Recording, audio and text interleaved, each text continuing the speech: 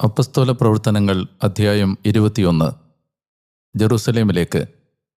ഞങ്ങൾ അവിടെ നിന്ന് പിരിഞ്ഞ് കപ്പൽ കയറി നേരെ കോസിലെത്തി.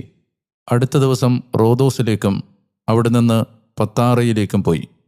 ഫെനീഷ്യയിലേക്ക് പോകുന്ന ഒരു കപ്പൽ കണ്ട് ഞങ്ങൾ അതിൽ കയറി. ഇടത്തുവശത്തായി സൈപ്രസ് ദൃഷ്ടിയിൽപ്പെട്ടു.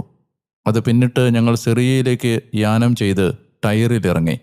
എന്തെന്നാൽ അവിടെ കപ്പലിൽ നിന്ന് ചരക്കിറക്കാനുണ്ടായിരുന്നു.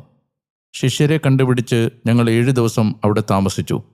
ജെറുസലേമിലേക്ക് പോകരുതെന്ന് അവർ പരിശുദ്ധാത്മാവിലൂടെ പൗലോസിനോട് പറഞ്ഞു. അവിടുത്തെ വാസദിനങ്ങൾ കഴിഞ്ഞപ്പോൾ ഞങ്ങൾ അവിടം വിട്ട് യാത്രയായി. അവരെല്ലാവരും ഭാര്യമാരും മക്കളുമൊത്ത് നഗരത്തിന് വെളിയിൽ വരെ ഞങ്ങളെ അനുയാത്ര ചെയ്തു. കടൽ തീരത്ത് മുട്ടുകുത്തി പ്രാർത്ഥിച്ചിട്ട് ഞങ്ങൾ അന്യോന്യം വിടചൊല്ലി. ഞങ്ങൾ കപ്പലിൽ കയറി. അവർ താന്താങ്ങളുടെ വീടുകളിലേക്ക് മടങ്ങി. ടയറിൽ നിന്നുള്ള യാത്ര തീർത്ത് ഞങ്ങൾ